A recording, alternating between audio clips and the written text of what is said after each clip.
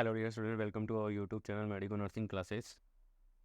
आज की हमारी क्लास है वो क्रैश कोर्स की क्लास है। आज की क्लास में हम देखेंगे कुछ इंपॉर्टेंट पॉइंट जो हमारी नर्सिंग ऑफिसर रिक्रूटमेंट एग्जामिनेशन जो कि अपकमिंग नोटसेट है, साथ के साथ ईएसआईसी और डीएसएसबी में आने के लिए काफ़ी इंपॉर्टेंट टॉपिक्स हैं।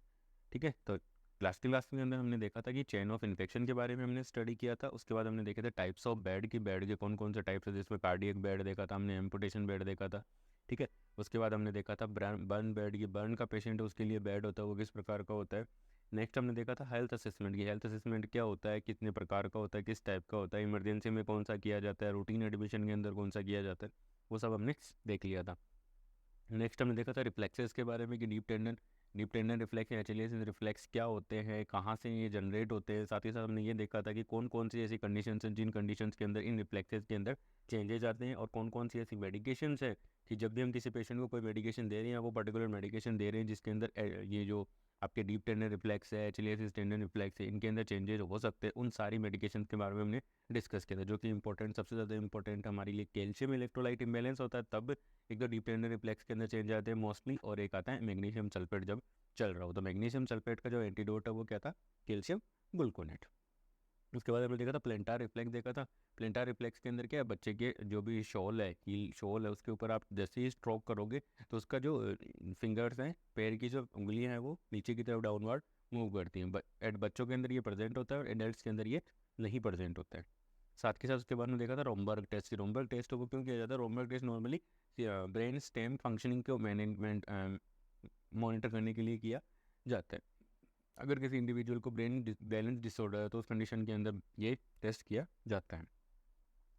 उसके बाद आज की क्लास का हमारा मेन टॉपिक है, आज की क्लास का हमारा मेन टॉपिक क्या होगा, स्पेसिमेन कलेक्शन। आज की क्लास का हमारा मेन टॉपिक क्या है, स्पेसिमेन कलेक्शन। स्पेसिमेन कलेक्शन का मतलब है collection of sample, collection of sample. अब सैंपल चाहे आपका ब्लड हो सकता है, स्पुटम हो सकता है, स्टूल हो सकता है, ठीक है, पस हो सकता है, कुछ भी हो सकता है सैंपल। ठीक है, जिसका हम क्या करेंगे, एग्जामिनेशन करेंगे और देखेंगे कि इस पर्टिकुलर सैंपल के अंदर पर्टिकुलर माइक्रो ऑर्गेनिज्म है कि नहीं है। वो पर्टिकुलर डिजीज़ जिसके लिए हम इस टेस्ट को कंडक्ट कर रहे हैं, वो जो डिजीज़ है वो पर्टिकुलरली इसके अंदर है कि नहीं है, उसको एग्जामिन करने के लिए, उसको टेस्ट करने के लिए हम करते हैं। साथ के साथ नॉर्मली हम क्या करते हैं, सैंपल है उससे क्या कर सकते हैं, कल्चर और सेंसिटिविटी टेस्ट कर सकते हैं। तो कल्चर तो बताएगा हमें माइक्रो ऑर्गेनिज्म को। जब हम किसी भी सैंपल को कल्चर करेंगे तो कल्चर तो हमें क्या बताता है कि इस सैंपल के अंदर पर्टिकुलर माइक्रो ऑर्गेनिज्म वो क्या कर रहा है, ग्रोथ कर रहा है, वो बताता है। और सेंसिटिविटी क्या बताएगी, सेंसिटिविटी ये बताएगी कि medication act on micro organism. ठीक है, कि सेंसिटिविटी हमें क्या बताती है, सेंसिटिविटी बताती है कि इस माइक्रो ऑर्गेनिज्म पे जो आपने अभी फाइंड आउट किया कल्चर करके, उस माइक्रो ऑर्गेनिज्म पे कौन सी मेडिकेशन है, कौन सी मेडिकेशन है वो इस पे कारगर साबित हो सकती है, कौन सी मेडिकेशन है जो आपको यूज़ करनी चाहिए जिससे आपका ये पर्टिकुलर जो डिजीज़ है वो ठीक हो सकती है। तो ये होता है अपना सैंपल या specimen collection. Normally specimen collection के अंदर हम क्या करते हैं, अमाउंट ऑफ सैंपल है, द अमाउंट ऑफ सैंपल, जो सैंपल का अमाउंट होता है, मतलब कितनी क्वांटिटी के अंदर लेना है, वो अलग अलग, जैसे जैसे मान लीजिए अगर आप ब्लड का सैंपल ले रहे हो तो जो टेस्ट है उस पर डिपेंड करता है। आपके स्पुटम ले रहे हो तो उसके टेस्ट पे डिपेंड करता है। स्टूल और पस ले रहे हो तो उसके टेस्ट पे वो डिपेंड करता है कि आप किस प्रकार का टेस्ट उसके अंदर कंडक्ट करना चाहते हो। ठीक है स्टूडेंट्स, तो आई होप आप लोगों को क्लासें वो समझ में आ रही होंगी। किसी भी स्टूडेंट को कोई डाउट है तो प्लीज़ आप कमेंट सेक्शन में ज़रूर बताइए, मैं डेफिनेटली उसका आंसर करूँगा। तो शुरू करते हैं अपने आज की क्लास का पहला टॉपिक, स्पेसिमेन कलेक्शन। तो स्पेसिमेन कलेक्शन के अंदर हमारे पास सबसे पहले जो सैंपल है वो क्या है, सबसे पहला हमारा जो सैंपल है वो है आपका यूरिन कलेक्शन की। यूरिन है, यूरिन एनालिसिस हमें करना है। क्या करना है हमें, यूरिन एनालिसिस, यूरिन एनालिसिस। ठीक है, यूरिन एनालिसिस करते हैं। यूरिन एनालिसिस है, यूरिन का सैंपल कब कब लेते हैं? मोस्ट कॉमनली अगर आप यूरिन का कल्चर करवा रहे हो तो रूटीन माइक्रोस्कोपिक एग्जामिनेशन करवाया जाता है। रूटीन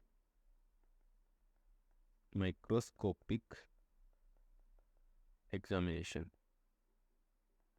रूटीन माइक्रोस्कोपिक एग्जामिनेशन किया जाता है यूरिन के लिए। मोस्ट कॉमनली यूरिन के लिए यही किया जाता है। पहली बात तो ये स्टूडेंट्स, ठीक है। दूसरा, नॉर्मली यूटीआई के केस के अंदर, यूटीआई मतलब urinary tract infection, urinary tract infection, उसके अंदर भी ये टेस्ट किया जाता है। अगर मान लीजिए any disease related to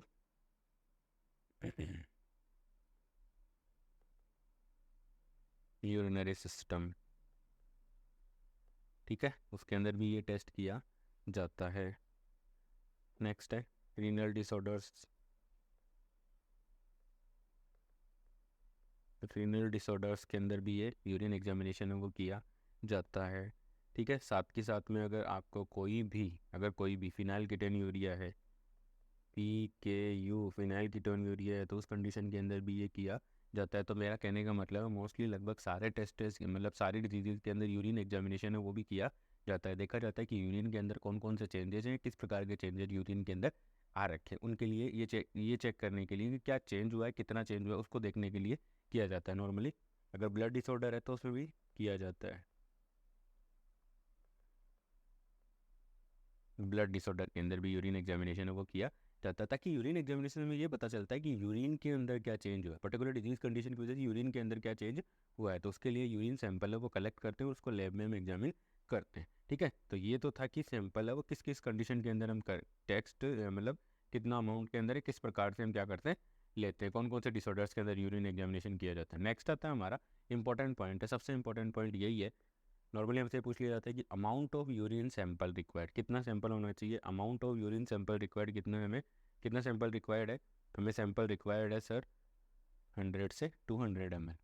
very most point है ये, ठीक है जी, वेरी मोस्ट पॉइंट, बहुत इंपॉर्टेंट पॉइंट है। कोई भी आपसे पूछ सकता है कि मान लीजिए एक मरीज़ है, आप वार्ड में काम कर रहे हो एज ए नर्सिंग ऑफिसर, ठीक है, वार्ड में हो, ड्यूटी कर रहे हो, नर्सिंग ऑफिसर, आपने अपने एक IPD पेशेंट को आपने क्या किया, एक यूरिन कंटेनर दे दिया, बोल दिया कि जाओ इसमें सैंपल लेके, और वो बिल्कुल थोड़ा सा सैंपल लेकर के आपके पास आ गया और बोलता है कि लीजिए सर, ठीक है।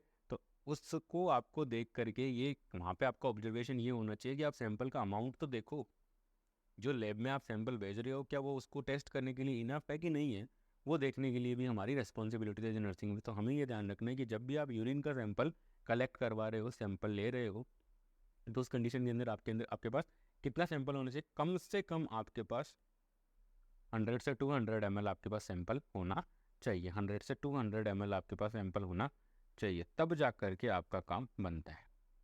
तब जा कर के आप जो भी टेस्ट आप कंडक्ट करना चाह रहे हो यूरिन के ऊपर, यूरिन से रिलेटेड, उस टेस्ट में आप क्या कर पाते हो, कंप्लीट टेस्ट कर पाओगे, ठीक है स्टूडेंट। एक तो ये चीज़ सबसे इंपॉर्टेंट हो गई कि हमारे पास 100 से 200 ml सैंपल होना बहुत ही ज़रूरी होता है। उसके बाद आता है इंपॉर्टेंट चीज़ आती है मेथड्स, कि कौन कौन से ऐसे मेथड्स हैं जिन मेथड्स के साथ हम क्या कर सकते हैं, यूरिन सैंपल है वो कलेक्ट कर सकते हैं। यूरिन सैंपल कलेक्ट करने का पहला मेथड है हमारा क्लीन केथ। क्लीन केथ का मतलब होता है स्टूडेंट्स, आप पेशेंट को एक कैथेटराइज करो, सैंपल लो, कैथेटर को बाहर निकाल दो, ठीक है। Catheterization only for catheter insertion, catheter insertion for only for किस चीज़ के लिए आप कैथेटर इंसर्ट कर रहे हो, only for sample collection, only for sample collection. Sample collection के लिए आप क्या कर रहे हो, कैथेटर डाल रहे हो, और जैसे आपका सैंपल का अमाउंट आ जाता है आप बाहर निकाल लोगे। और ये कंडीशन कब करनी है, क्लीन केथ वाला कब करना है, when patient is unable to void, when patient is unable to,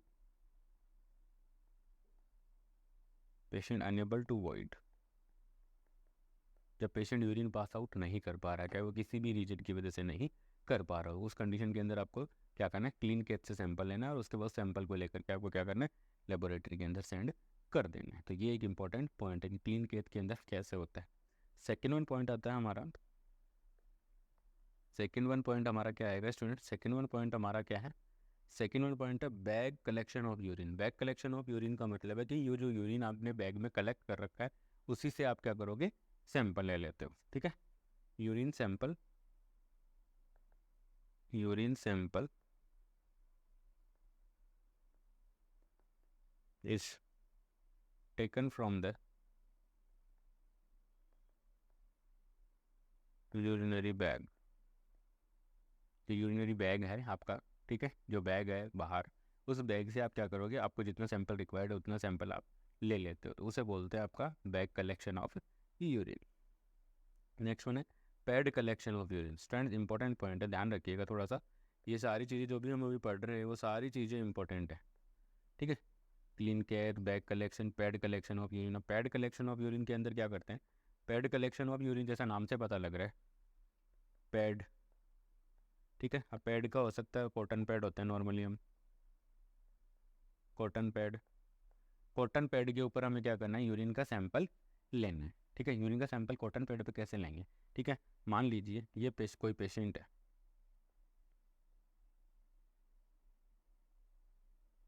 ये आपका कोई पेशेंट है, इसको क्या कर रखा है आपने, कैथेटराइज कर रखा है, इसको क्या कर रखा है आपने, कैथेटराइज कर रखा है।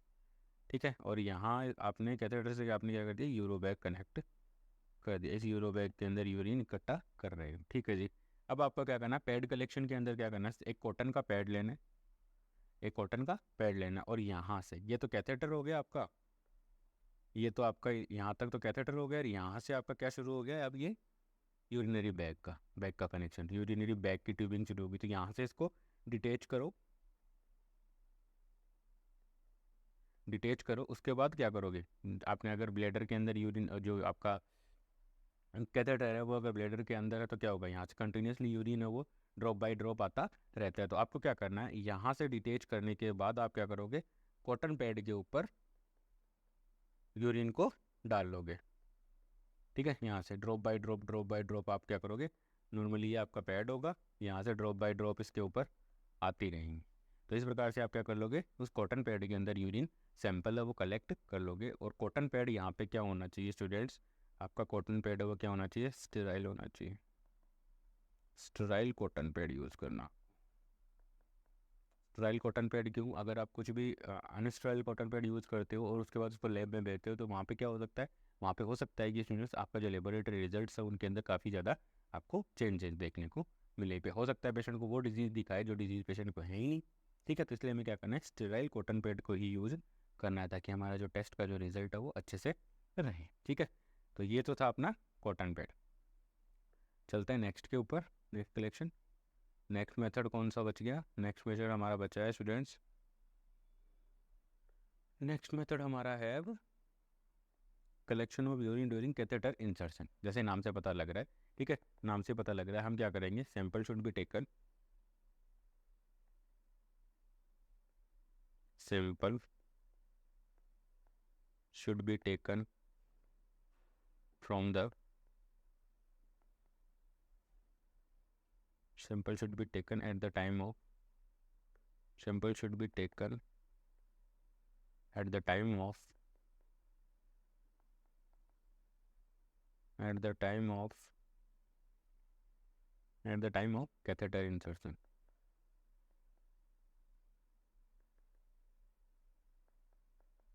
कैथेटर इंसर्शन, जब आप पेशेंट को कैथेटराइज कर रहे हो at the time of catheterisation, जैसे आपने पेशेंट को कैथेटर इंसर्ट किया, कैथेटर इंसर्ट करते ही आपने कंफर्म किया कि भैया ड्रॉप बाय ड्रॉप आपकी यूरिन आने लग गया, तो उसी टाइम पे अगर आप सैंपल का कलेक्शन करते हो तो उसे बोलते हैं अपन collection of urine during, collection during the catheter insertion. की कैथेटर की इंसर्शन मतलब कैथेटर डालते टाइम हमने क्या कर लिया, पेशेंट के अंदर से सैंपल है वो ड्रेन कर लिया है, तो उसे बोलते हैं collection during catheter insertion. Next one आता है अपना नेक्स्ट पॉइंट आता है सुप्राप्यूबिक एस्पिरेशन। इंपॉर्टेंट है स्टूडेंट्स, ठीक है, बहुत बार आपने देखा भी होगा अगर वार्डों के अंदर अगर आपने काम किया, मोस्ट कॉमनली अगर आपने सर्जिकल वार्ड के अंदर काम किया है सर्जिकल वार्ड के अंदर अगर आपने काम किया है तो नॉर्मली क्या होता है, एनेस्थीसिया की वजह से बहुत सारे जो ऐसे पेशेंट होते हैं जिनके अंदर कैथेटर के बाद भी उनका मान लीजिए प्रोस्टेट एनलार्ज है, एनलार्ज प्रोस्टेट है, या यूरिथ्रल स्ट्रक्चर बने हुए हैं, या बने हुए आपके यूरिथ्रल स्ट्रक्चर्स बने हुए, मतलब आपकी जो यूरिथ्रा है उसका रास्ता छोटा है। ठीक है, तो ये दो कंडीशन है जिनके अंदर हम क्या करते हैं, मोस्ट कॉमनली सुप्राप्यूबिक एस्पिरेशन करते हैं। सुप्राप्यूबिक एस्पिरेशन के अंदर क्या होता है स्टूडेंट, सुप्राप्यूबिक एस्पिरेशन के अंदर क्या होता है, नॉर्मली ये आपका पेशेंट है, ये इसके हाथ हो गए, ये इसके पैर हो गए। ठीक है जी।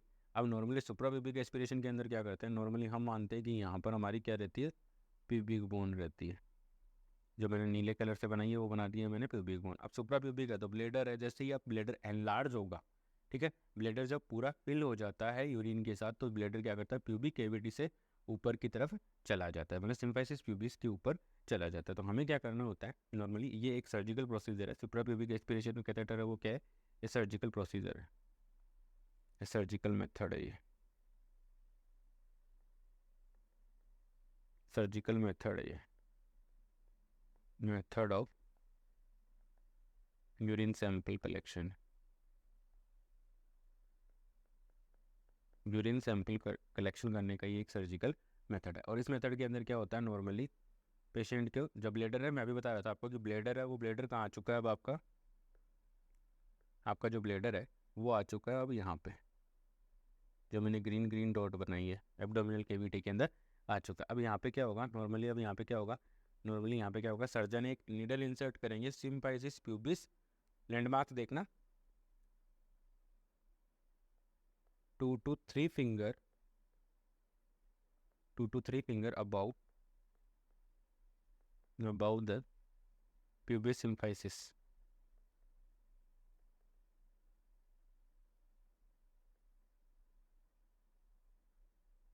प्यूबिस सिम्फाइसिस से 2 से 3 फिंगर ऊपर की तरफ क्या करते हैं, नॉर्मली हम कैथेटर इंसर्ट करते हैं। कैथेटर कैसे इंसर्ट करेंगे, सुप्राप्यूबिक कैथेटर के आगे क्या होती है, एक नीडल होती है, उस नीडल के साथ आप डायरेक्टली, जैसे मान लीजिए ये एक ब्लेडर आ गया आपका, सिम्फाइसिस प्यूबिस यहाँ मान लेते हैं मेरी वॉच को, सिम्फाइसिस इसके ऊपर आपका ब्लेडर है, तो आपको 2 to 3 फिंगर आप ऊपर की तरफ जाओ, उसके बाद आप क्या करोगे, जो नीडल होगी सुप्राप्यूबिक एस्पिरेशन कैथेटर की जो नीडल होती है उसको आपको डायरेक्टली 90 डिग्री एंगल के ऊपर क्या करना है, कहाँ पे, कितने एंगल पे, 90 डिग्री एंगल के ऊपर आपको करना है ना, इंसर्ट करना है। तो आपकी जो नीडल है वो कहाँ चली जाएगी, ब्लेड यूरिनरी ब्लेडर के अंदर चली जाएगी, और वहाँ से उस नीडल को हटाने के बाद क्या करोगे आप, नॉर्मली जो कैथ है वो अंदर चलाया जाता है, और जैसे अपना ये नहीं होता, क्या बोलते हैं इसको, आईवी कैथ बोलते हैं, कैथेटर जो कैनुला होता है, इसमें क्या होता है, इंस्टिलेटर होता है जो क्या करता है, वेन को प्रिक करता है, उसके बाद हम इंस्टिलेटर को क्या करते हैं, बैकवर्ड पीछे की तरफ खींच लेते हैं, और आपका जो प्लास्टिक का कैनुला वो आगे की तरफ है, सेम ऐसा कैसा इसके अंदर होता है।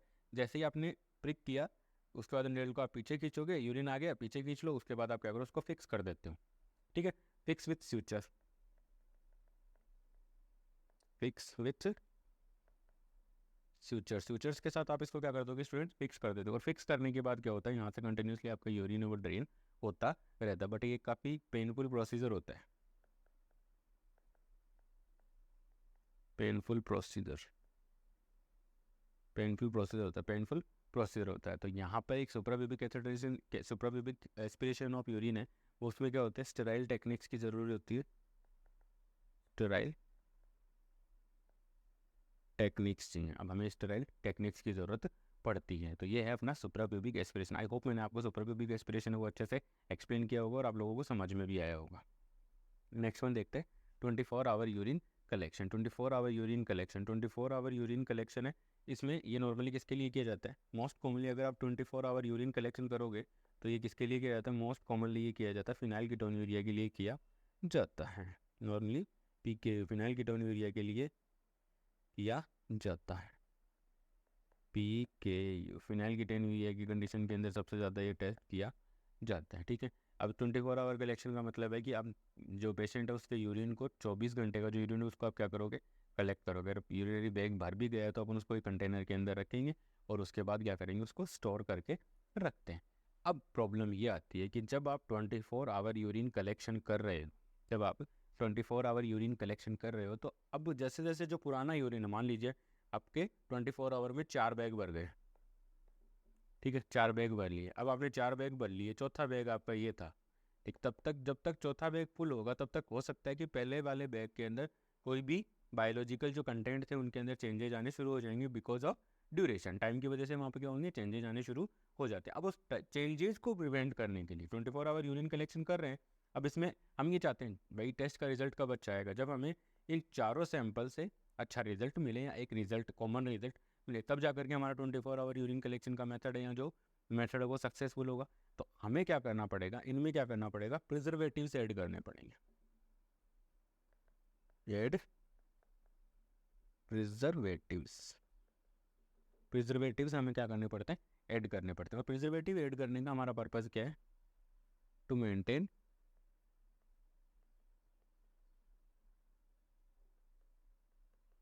Bio consistency.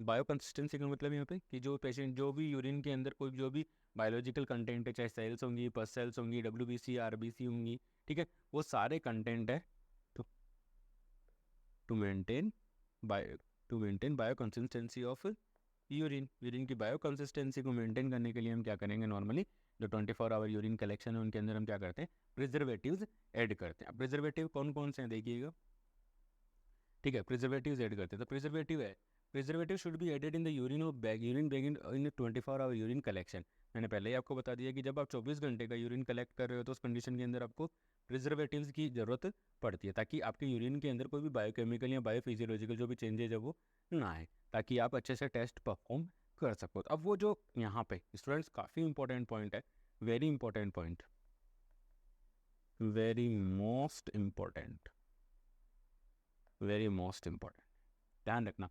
पहला सवाल जैसे सीधा आपके लिए क्वेश्चन आ सकता है, चाहे वो नोट सेट में है, DSSB के अंदर है, चाहे ESIC के अंदर है। पहला जो आपके डायरेक्ट क्वेश्चन आ सकता है वो क्वेश्चन क्या आ सकता है कि यूरिन सैंपल के अंदर प्रिजर्वेटिव्स है वो कौन कौन से प्रिजर्वेटिव ऐड किए जाते हैं, या कि कौन सा प्रिजर्वेटिव फॉलोइंग में से कौन सा प्रिजर्वेटिव नहीं ऐड करते, या प्रिजर्वेटिव कौन सा फॉलोइंग में से ऐड करते हैं। तो ये क्वेश्चन आपको डायरेक्ट वहाँ पे आपको देखने को मिल सकता है। तो जो जब भी हम 24 आवर यूरिन कलेक्शन करते हैं तो उसके अंदर हमें क्या करना होता है, प्रिजर्वेटिव ऐड करने होते हैं, ताकि हमारी जो यूरिन की बायो कंसिस्टेंसी है वो मेंटेन रह सके। तो पहला हमारा जो प्रिजर्वेटिव है वो आता है आपका बोरिक एसिड। पहला क्या आया, बोरिक एसिड, ठीक है, बोरिक एसिड पहला। दूसरा क्या है, कंसनट्रेटेड HCl ऐड कर सकते हैं। इनकी वजह से क्या रहेगा, वहाँ पर उसकी जो यूरिन सैंपल था या हमारा जो 24 आवर यूरिन कलेक्शन है उसकी बायो कंसिस्टेंसी है वो क्या रहेगी, मेंटेन रहती है। नेक्स्ट हमारा है फॉर्मेलिन। फॉर्मेलिन हम ऐड कर सकते हैं। Tissue, it's also use for tissue preservation, it's also use for tissue preservation, tissue preservation, tissue preservation के लिए भी इसका हम यूज करते हैं, टिश्यू प्रिजर्वेशन के लिए भी हम इसका यूज करते हैं। साथ ही साथ हम चौथा जो प्रिजर्वेटिव है वो आएगा आपका क्लोरोफॉर्म। स्टूडेंट्स चारों हैं, याद करना ध्यान से, ठीक है, याद एकदम कंटेस्ट करने ज़रूरी होते हैं, क्योंकि ये वो सवाल है जो नॉर्मली हमें किताबों के अंदर नहीं मिलते इतना जल्दी, ठीक है, और हमारे से वो मिस हो जाते हैं, ठीक है, और यही है जो प्रैक्टिस के अंदर सबसे ज़्यादा काम में आते हैं। तो हमें ये ध्यान रखना है कि जब भी हम 24 आवर यूरिन कलेक्शन कर रहे हैं तो उस समय हमें क्या करना है, बैग के अंदर हमें क्या ऐड करना है, प्रिजर्वेटिव्स ऐड करने हैं। और प्रिजर्वेटिव कौन कौन से हैं, क्लोरोफॉर्म है, फॉर्मेलिन है, कंसनट्रेटेड HCl हो सकता है, और आपका बोरिक एसिड हो सकता है, ठीक है। आई होप आप लोगों को समझ में आया होगा। अगर किसी भी स्टूडेंट को कोई डाउट है तो आप प्लीज़ मुझे कमेंट सेक्शन में जरूर बताइए। इंपॉर्टेंट पॉइंट है, ध्यान से पढ़िएगा। आज की क्लास में इतना ही। आई होप मेरे द्वारा प्रोवाइड की जा रही क्रैश कोर्स की क्लासेज आपकी नर्सिंग ऑफिसर रिक्रूटमेंट एग्जामिनेशन की प्रिपरेशन में आपकी हेल्प कर रही होगी। Please like, share and subscribe. Thank you so much.